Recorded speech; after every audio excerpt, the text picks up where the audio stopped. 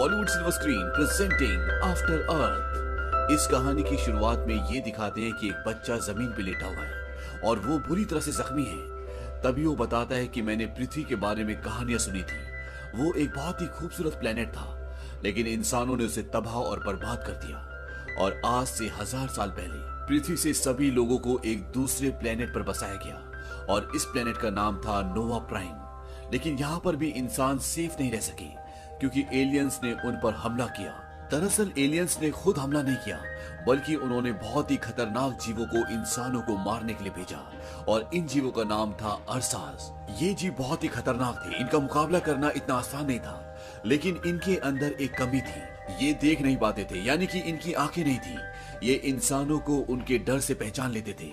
जब इंसान डरते थे तो उनके शरीर से पसीना निकलता था और इसी से अरसास इंसानों को पहचान कर उन्हें मार देते थे। और अब एक बार फिर 1000 सालों बाद मानव जाति दोबारा से खत्म होने वाली है, जिस तरह से पृथ्वी पर होने वाली है। और रेंजर्स की टीम ने आज से 1000 साल पहले सभी लोगों को पृथ्वी से इस नए ग्रह जिसका नाम नोवा प्राइम है, यहाँ पर शिफ्ट कर दिया था। और अब दोबारा से रेंजर्स की जिम्मेदारी है कि वो इंसानों को एक बार फिर से इन एलियन के दैत्यों से बचा सके।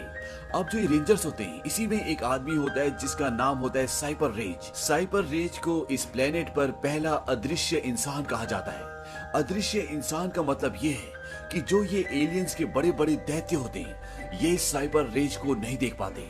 और इसका कारण ये होता है कि जब इसने उन एलियंस के दैत्यों पर हमला किया था तो उसके दिल में जरा सा भी खौफ नहीं था और उसके खौफ न होने की वजह से उसके शरीर से पसीने की एक बूंद भी नहीं टपकती और इसी वजह से वो दैत्य उसे नहीं देख पाते और इंसानों को इन बड़े बड़े दैत्यों की कमी पता चल जाती है। यानी कि अगर इंसानों के अंदर डर नहीं होगा तो ये बड़े बड़े दैत्य जिन्हें अरसास कहा जाता है वो इंसानों को देख नहीं पाएंगे। और अगर ये इंसानों को देख नहीं पाएंगे तो इंसान आराम से इन्हें मार सकते हैं और इसे कहते हैं अदृश्य होना। अब साइपर का एक बेटा भी होता है जो 9 साल का होता है और वो भी एक रेंजर बनना चाहता है और उसके लिए टेस्ट भी देता है और वो टेस्ट में हर एक एग्जाम को बहुत अच्छे से पास करता है। लेकिन वो ग्राउंड में यानी कि प्रैक्टिकल में कुछ भी अच्छा नहीं कर पाता। और इसकी सबसे बड़ी वजह ये होती है कि उसकी बड़ी बहन सेंशी को एक अरसा ने मारा था और उस वक्त वो भी वहां पर था और वो उसकी रक्षा नहीं कर पाया। हालांकि वो उस वक्त बहुत छोटा था, लेकिन आज भी वो अपनी बड़ी बहन की मौत का जिम्मेदार खुद को समझता है। इसीलिए जब भी वो किसी अरसा के पास जाता है तो वो फोकस नहीं कर पाता, उसे विजन्स आते हैं और जिससे वो डर जाता है। और यही वजह होती है कि वो अपने प्रैक्टिकल को कभी भी पास नहीं कर पाता। लेकिन वो किसी भी कीमत पर रेंजर बनना चाहता है। वो रिक्वेस्ट करता है कि उसे रेंजर बना दिया जाए। वो कहता है कि आज मेरे डैड कई सालों बाद आ रहे हैं और मैं चाहता हूँ कि मैं उनको एक खुशखबरी दूं कि मैं रेंजर बन चुका हूँ। लेकिन उसकी अर्जी को एक्सेप्ट नहीं किया जाता। शाम को जब किटाई अपनी मॉम और डैड के साथ खाने के टेबल पर होता है तो वो बताता है कि मुझे रेंजर के टेस्ट में फेल कर दिया गया।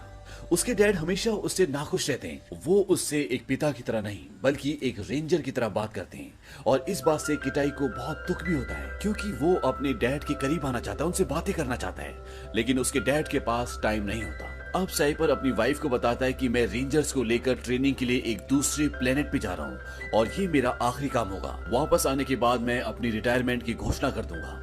उसकी वाइफ बोलती है कि तुम्हें अपने बेटे को भी अपने साथ ले जाना चाहिए, वो तुम्हारा साथ चाहता है, उसे एक कमांडर नहीं बल्कि एक पिता चाहिए। और वो अपनी वाइफ की बात मान जाता है और वो किटाई को लेकर अपने इस अगले मिशन जहाँ पर वो नए रेंजर्स को तैयार करेगा उस सफर के लिए निकल जाता है। और जब ये रास्ते में होते हैं और साइपर सो रहा होता है तब किटाई उस जगह पर जाता है जहाँ पर एक अरसा है। ये इस अरसा को अपने साथ इसलिए ले जा रहे हैं ताकि नए रेंजर्स को ट्रेनिंग करवा सके। और अब किटाई उस जगह जाना चाहता है, उसे देखना चाहता है। हालांकि वहाँ पर जाना बैन होता है, लेकिन जब वहाँ पर जो सिक्योरिटी वाले होते हैं उन्हें ये पता चलता है कि वो साइपर का बेटा है तो वो उसे जाने की अनुमति देते हैं। हालांकि वो सब उसका मजाक उड़ा रहे होते हैं। और जब किटाई आगे बढ़ता है तो दोबारा उसे वही विजन्स आने लग जाते हैं जब एक अरसा ने उसकी बहन को मारा था और वो डरना शुरू हो जाता है और उसके डर से अरसा पहचान जाता है कि उसके आसपास कोई है। और वो घुर्राना शुरू कर देता है, लेकिन तभी वहां पर साइपर आ जाता है और वो उसे रोक लेता है। वहीं अब जब इनका स्पेसशिप आगे बढ़ रहा होता है तो इनके स्पेसशिप के आगे बहुत सारे उल्कापिंड आ जाते हैं और जिसकी वजह से इनका स्पेसशिप काफी हद तक डैमेज हो जाता है। इसीलिए साइपर बोलता है कि स्पेसशिप को लासिया ग्रह की तरफ मोड़ दो, क्योंकि वो ग्रह यहाँ से सबसे नजदीक है। और वो ऐसे ही करते हैं, वो लासिया ग्रह की कमांड उस स्पेसशिप में डाल देते हैं और उनका स्पेसशिप उल्कापिंडों से टकराते टकराते वहां से निकल जाता है और इन्हें लगता है कि अब ये लासिया ग्रह के पास है। लेकिन जब ये कंप्यूटर पर चेक करते हैं तो वो लासिया ग्रह नहीं होता बल्कि कोई दूसरा ग्रह होता है और कंप्यूटर इन्हें निर्देश देता है कि इस ग्रह पर उतरने की कोशिश ना करें, ये एक बहुत ही खतरनाक ग्रह है। यहाँ पर कई तरह के वायरस हैं, बहुत ही खतरनाक जानवर हैं और इस ग्रह पर उतरना कानूनी अपराध भी है। साइबर बोलता है कि इस ग्रह पर हम नहीं उतरेंगे, लेकिन उसके जो पायलट होते हैं वो कहते हैं कि अब हम इसे नहीं रोक सकते क्योंकि उल्कापिंडों से शिप को बहुत ज्यादा नुकसान पहुंचा है, जिससे उसका बीच का हिस्सा कुछ टूट भी गया है और इनका शिप उस ग्रह पर क्रैश हो जाता है।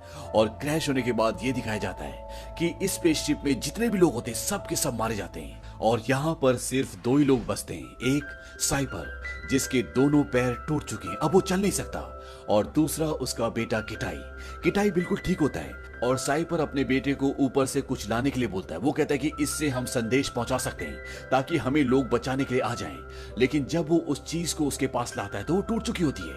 साइपर कहता है कि ये जहाज हमारे स्पेसशिप दो हिस्सों में टूट चुका है और इसका दूसरा हिस्सा यहाँ से 100 किलोमीटर दूर है, जहाँ पर वो गैजेट है जिससे हम दूसरे लोगों को ये संदेश पहुंचा सकते हैं कि हम यहाँ पर हैं और अब तुम्हें वहां पर जाना होगा क्योंकि हमारे पास कोई और चारा नहीं है और अगर तुम वहां पर नहीं गए तो इसका मतलब होगा कि हम दोनों यहीं पर मर जाएंगे। साइपर अपने बेटे किटाई को 6 इनहेलर भी देता है। वो कहता है कि इनमें से तुम अभी एक ले लो और हर 24 घंटे बाद तुम्हें एक लेना होगा। इनको लेने से तुम्हारे फेफड़ों में एक तरह की परत लग जाएगी और जब तुम बाहर जाकर सांस लोगे तो तुम्हें पर्याप्त मात्रा में ऑक्सीजन मिलेगा। वो उसे बताता है कि इस प्लेनेट की हर एक चीज तुम्हें मारना चाहती है, वो इसी तरह से विकसित हुई है और तुम्हारा लिया हुआ हर एक सही फैसला हमें जिंदगी की ओर ले जाएगा और गलत फैसला मौत की ओर। वो अपने बेटे को बोलता है कि तुम्हें पता है कि हम कौन से प्लेनेट पर हैं? वो कहता है नहीं। साइपर कहता है कि ये अर्थ है, ये पृथ्वी है।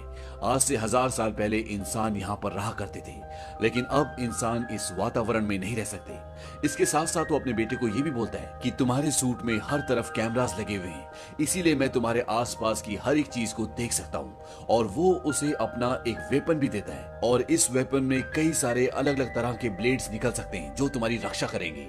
और इसके बाद किटाई अपने सफर पर निकल पड़ता है। पृथ्वी इस वक्त पूरी तरह से हरी भरी होती है। यहाँ पर अनेकों प्रकार के पशु पक्षी भी होते हैं, लेकिन ये वातावरण और यहाँ के पशु पक्षी हर कोई इंसान को मारना चाहता है। ये सब हिंसक हैं और ये हाल पृथ्वी का इंसानों ने किया होता है। किटाई जब आगे जाता है तो उसके डैड उसे बताते हैं कि तुम्हारी तरफ कुछ आ रहा है। किटाई इस बात से डर जाता है और कुछ ही पलों के बाद उसके सामने एक बहुत बड़ा बंदर आता है। दरअसल ये अब पहले जैसे बंदरों की तरह नहीं है, ये खूंखार है। उसके डैड बोलते कि उसे कुछ मत करना, शांत रहो, लेकिन किटाई उसे भागने के लिए कहता है और जब वो नहीं भागता तो किटाई उससे एक पत्थर मारता है और इसके बाद वो बंदर आवाज लगाता है और वहां पर उसी की तरह बहुत सारे और भी बंदर आ जाते हैं और वो किटाई पर हमला करना चाहते हैं। किटाई के डैड बोलते कि पीछे की तरफ भागो, यहाँ से 250 मीटर दूर एक नदी है। और अब किटाई भागना शुरू करता है और वो सारे के सारे बंदर उसको मारने के लिए उसका पीछा करते हैं, लेकिन किटाई किसी तरह से उस नदी में कूद जाता है और इस तरह से उसकी जान बच जाती है। लेकिन नदी पार करने के बाद भी किटाई लगातार भाग रहा होता है। उसके डैड बोलते कि तुम बेवजह भाग रहे हो, तुम्हारे आसपास कोई भी नहीं है,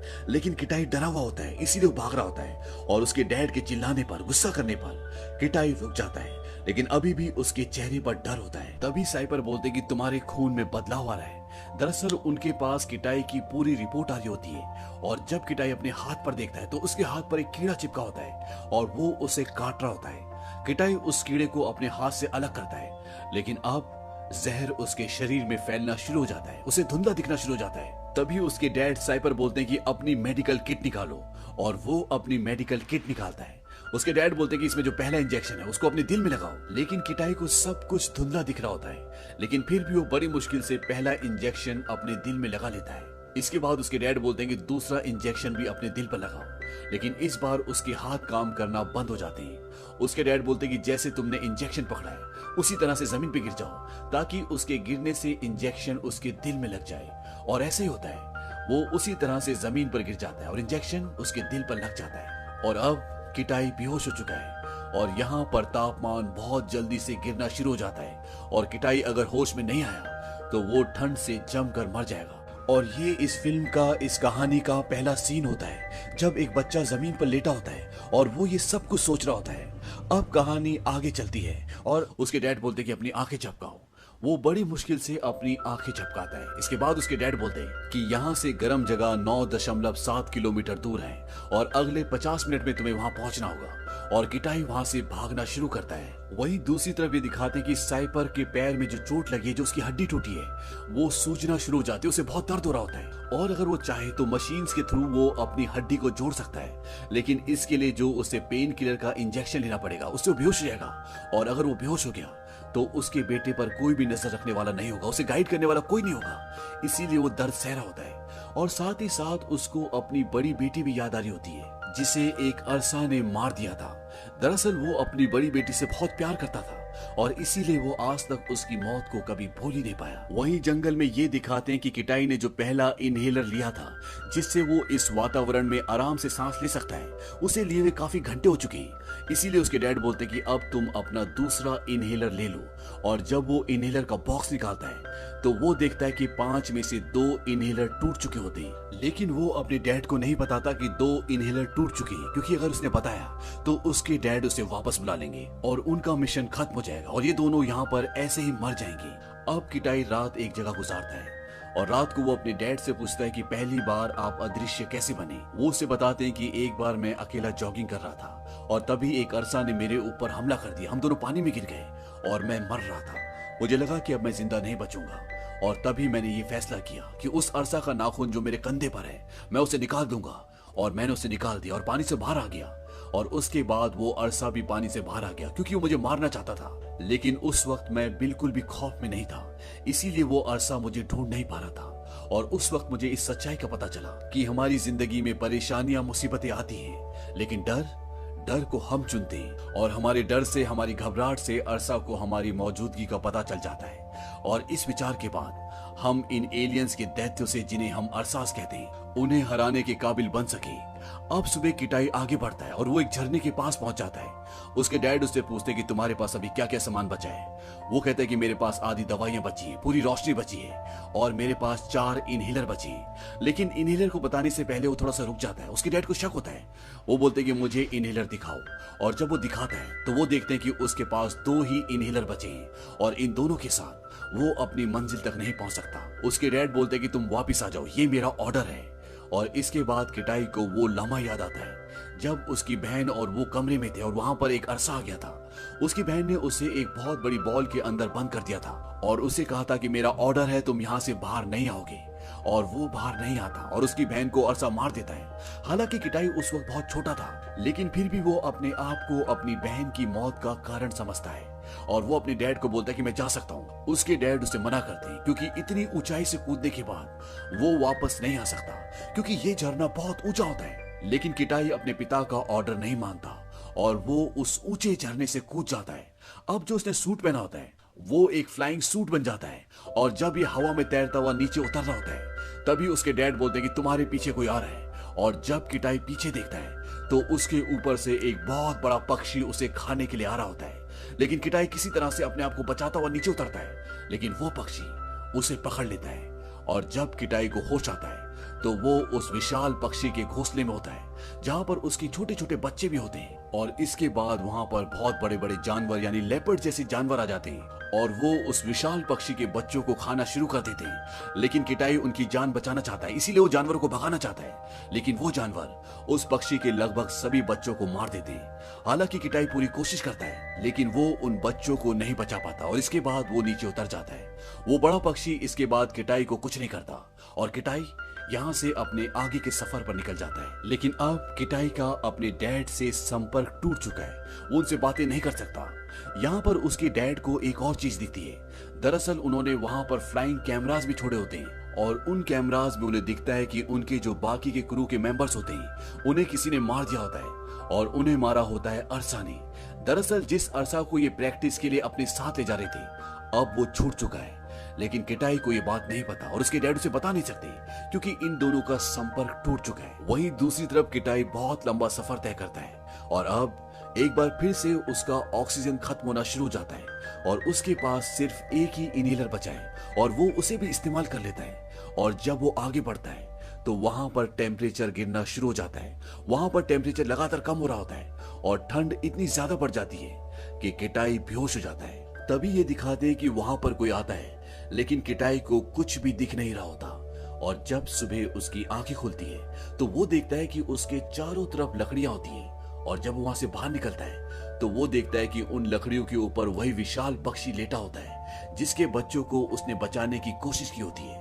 लेकिन वो पक्षी पूरी रात ठंड में पड़े होने की वजह से मर चुका होता है, लेकिन उसने अपनी जान देकर किटाई की जान बचा ली होती है। और किटाई इसके बाद वहां से भी आगे निकल जाता है और कुछ ही देर का सफर करने के बाद वो अपने शिप के उस दूसरे हिस्से तक पहुंच जाता है जिसे ढूंढने के लिए वो इतना दूर आया है। वो जल्दी से अंदर जाता है और एक इनहेलर निकालकर अपने आप को ऑक्सीजन देता है। और अब वो बीकन को भी ढूंढ लेता है। बीकन वो यंत्र होता है जिससे वो अपने डैड से संपर्क कर सकता है, जिससे वो दूसरों तक ये मैसेज पहुंचा सकता है कि हम इस प्लेनेट पर फंसे हुए हैं। सबसे पहले वो अपने डैड से संपर्क करता है। उसके डैड उसकी आवाज सुन लेते हैं, लेकिन वो अपने डैड की आवाज नहीं सुन पा रहा होता। किटाई ये भी देखता है कि अरसा वहां से भाग चुका है और क्रू के सभी मेंबर्स को मार चुका है। अब वो पूरी तरह से सोच में पड़ जाता है और उसे अपने डैड की बातें याद आती है और वो उसी तरह से सोचना शुरू करता है जिस तरह से उसके डैड उसे बताते थे। वहां से उसके डैड उसे गाइड कर रहे होते, लेकिन वो उनकी बात नहीं सुन रहा होता, लेकिन वो उनकी तरह सोच रहा होता है। इसलिए जैसे जैसे उसके डैड बोल रहे होते हैं वैसा वैसा वो भी कर रहा होता है। और किटाई जब चारों तरफ देखता है तो उसे एहसास होता है कि ऊपर एटमॉस्फेयर में एक इलेक्ट्रिक परत है जो सिग्नल्स को ब्लॉक कर रही है। और अगर उसे सिग्नल को दूसरों तक पहुंचाना है तो सामने एक बहुत ऊंचा पहाड़ होता है, उसे उस पहाड़ पर जाना होगा। और किटाई उस पहाड़ की तरफ चलना शुरू कर देता है, लेकिन उसके दिल में अरसा का डर भी होता है और वो भागना शुरू कर देता है। और भागते भागते वो ऊपर पहाड़ पर भी चढ़ रहा होता है और अब अरसा को पता चल जाता है कि यहाँ पर कोई इंसान है और वो उसका पीछा करना शुरू कर देता है। और जब वो एक गुफा के अंदर जाता है तो अरसा उसके सामने आ जाता है। अरसा उसे कई बार मारने की कोशिश करता है, लेकिन किटाई किसी न किसी तरह से बच जाता है और वो उस गुफा से उस चट्टान के ऊपर आ जाता है। लेकिन अभी भी अरसा उसके पीछे होता है। यहाँ से किटाई कई बार सिग्नल भेजने की कोशिश करता है, लेकिन सिग्नल नहीं जा रहे होते। और तभी अरसा वहां पर आ जाता है और वो उसे जख्मी कर लेता है। और तब उसे वो विजन्स आते हैं जब उसकी बहन को एक अरसा ने मारा था और वो कुछ नहीं कर पाया था। और वो एकदम शांत हो जाता है और उसे अपने डैड की कुछ बातें भी याद आती है कि हमें भविष्य में नहीं बल्कि इस पल में रहना चाहिए। मुसीबतें आती हैं, लेकिन डर इंसान खुद लेकर आता है। और इसके बाद उसके दिल से दिमाग से पूरी तरह से डर निकल जाता है। और जैसे उसके दिल से डर निकलता है अरसा अब उसे नहीं देख सकता, उसके एहसास को महसूस नहीं कर सकता। और अब जहां अरसा इसके लिए दैत्य था, अब ये बच्चा अरसा के लिए एक दैत्य बन चुका है। डर के आगे जीत है और ऐसा ही होता है। वो अरसा को बहुत बुरी तरह से मार देता है और इसके बाद उसके पास जो बीकन होता है वो उससे अपने लोगों को ये इंडिकेशन भेजता है कि हम अर्थ पर फंसे हुए हैं। और वहां से लोग आते हैं और इन दोनों को यहाँ से बचा कर ले जाते हैं। और अंत में ये दिखाते हैं कि किटाई और उसके पिता के बीच में जो दूरियां होती हैं वो भी अब पूरी तरह से खत्म हो चुकी है। साइपर जख्मी होने के बाद भी अपने पैरों पर खड़े होकर अपने बेटे को सैल्यूट करते हैं, क्योंकि उन्हें अपने बेटे पे गर्व है। और इसी के साथ ये फिल्म, ये कहानी यहीं पर खत्म हो जाती है। ये फिल्म सन 2013 में रिलीज हुई थी और इस फिल्म का बजट था $130 मिलियन और इस फिल्म ने बॉक्स ऑफिस पर कमाई की थी $244 मिलियन की। इस फिल्म में साइपर के कैरेक्टर को निभाया था विल स्मिथ ने और उनके बेटे किटाई के कैरेक्टर को निभाया था जेडन स्मिथ ने, जो असल जिंदगी में भी विल स्मिथ के बेटे ही हैं। उम्मीद करते हैं कि ये कहानी आपको पसंद आई होगी।